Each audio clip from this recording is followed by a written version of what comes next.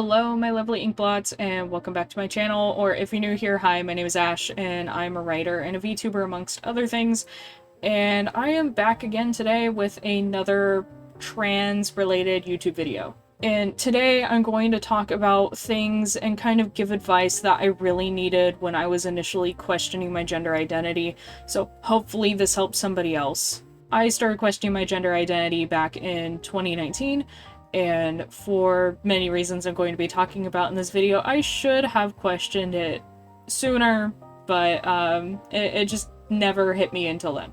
And back in the beginning of exploring all of this, I was very confused. There was a lot going on in my head, and it was just a really rough time. So today I'm going to be talking about the reasons why I didn't realize that I am trans, and I also want to give tips or pointers to anyone who is questioning and trying to figure this out themselves.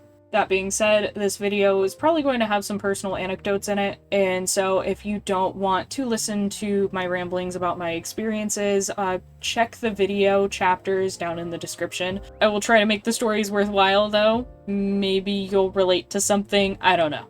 Anyway, let's get into it.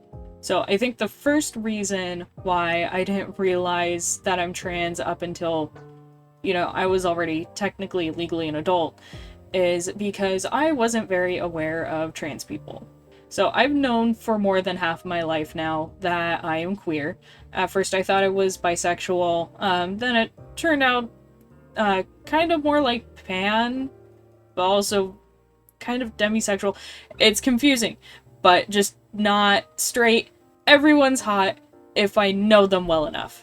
And when I was first coming to terms with all of this when I was younger, my parents had me go to an LGBTQ plus youth group kind of thing that was in my local area. And honestly, when we introduced ourselves at the beginning of every meeting and they asked for people's preferred pronouns, I didn't entirely understand what was going on.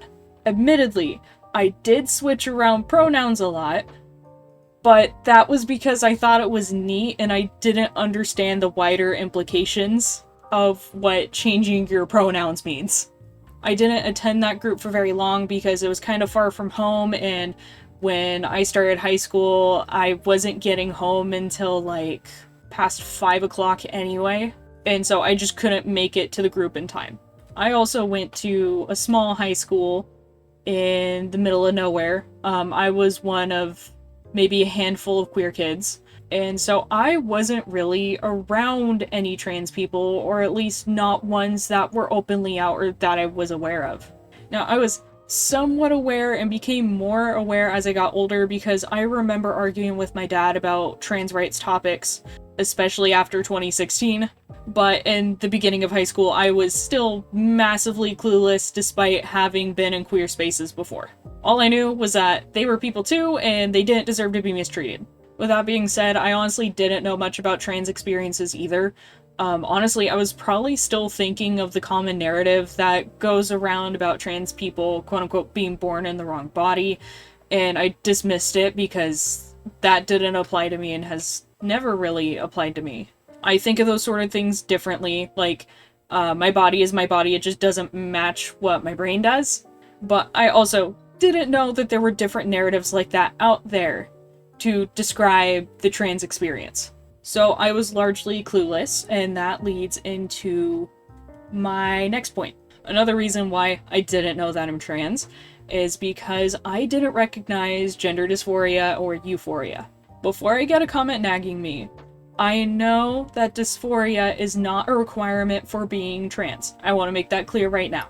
But I recognize now that I definitely did have some and just did not recognize it.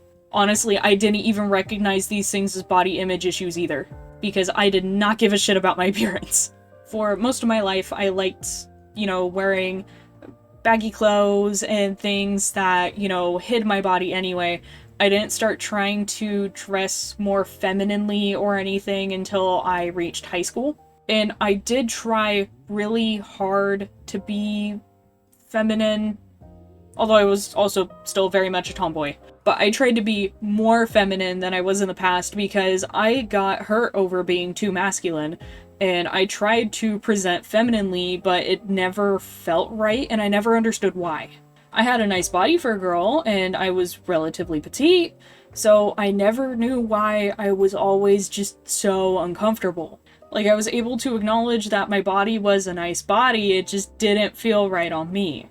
And honestly, I loved wearing long sleeves and hoodies, because if I wore feminine clothing without a jacket or something, I would want to sink into the floor and hide. Or sit in the back of the classroom, because at least that way, I could see when people were staring at me. So, yeah.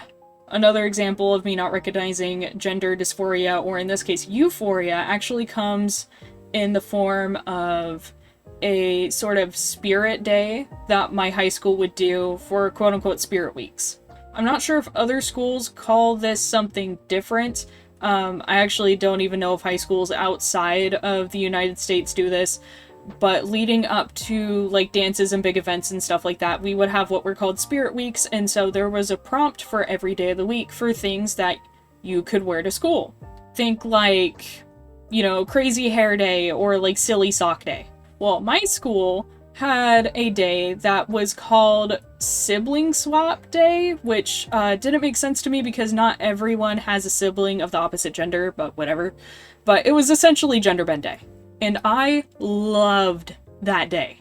I loved it when people told me that I passed and that they genuinely mistook me for a guy and didn't recognize me with my hair all hidden up in a hat and stuff like that. I actually remember there was one time where I was hugging my then boyfriend, now ex, and it was gender bend day, so I was, I would say cross-dressing, but I don't even know if that's accurate. And his younger sister saw me hugging him, and she actually pulled me aside afterwards to be like, you passed too well, because I was wondering why my brother was hugging some random dude. But I didn't know that a lot of that was gender euphoria, and it didn't click for me until I started experimenting. I also remember in like 2018 when I started using Instagram more often to promote my writing stuff when I wrote under my legal name. I would see all these cosplayers who would have sort of male OCs in things, and these would be female cosplayers, and they would get to dress up as their male OCs and just look like cute dudes. And I was so jealous because I don't have this skill set for cosplay. But no, I was just jealous because I couldn't be a cute guy. Or just a guy in general, honestly. Another reason why I didn't know that I'm trans is because I wasn't really able to experiment with how I look and present myself and things like that. Now, clothing, hairstyles, things like that don't determine gender, but they are a cool thing to mess around with to try and figure out how you feel on the inside. And for the longest time, I wanted to cut my hair short. I had short hair once when I was maybe like 12 or 13, but that didn't work out really well because of, I've probably told this story before on this channel already, but I got really popular with some girls when I transferred to a different school for like a week, and there were a bunch of boys that thought that I was a boy and wanted to fight me because I was popular with all the girls, and they didn't believe me when I told them that I wasn't a boy. Turns out they were right. But as I got older and wanted to cut my hair short again, my mom really discouraged me from doing that. Eventually, a couple years after moving out of my parents' house, I ended up doing it anyway, and I just gradually started getting my hair cut shorter and shorter and shorter. And I noticed as I kept going shorter that when I looked in the mirror, I saw a guy, and I was actually really thrilled about that. Same thing when it came to binding. I didn't know anything about binding. I think I actually first became aware of binding in like 2019 because I was starting to question. And since graduating high school, a cool person that I know, actually a family friend of my partner's, had recently come out as non-binary and let me try on their binder. And it was scary at first. I didn't like it. I gave them back the binder because when I put it on, I freaked out because it was so tight. But then when I bought my own later on and tried it on, even though it was too small and I had to send it back, my chest was flat, I looked like a dude, and I was so happy. And that's what kind of cemented things for me. So, now that I've explained why I didn't know that I'm trans, here are some tips for people who may have stumbled across this video because they're questioning themselves. Quick side note, I am trans mask, so this is coming from that lens, but I think that these can apply to anyone. If anyone else has suggestions, leave them in the comments. Let's help each other out. Okay, so my first tip, find a safe space and experiment with things. Just like with most things in life, you won't know how you feel about something until you try it out. I started exploring my gender identity as an adult. I was 18, 19. And fortunately, I didn't live with my parents anymore, and I acknowledged that I was in a bit of a privileged position because I don't know how I would have survived if I still lived with my parents, considering how they reacted to me coming out.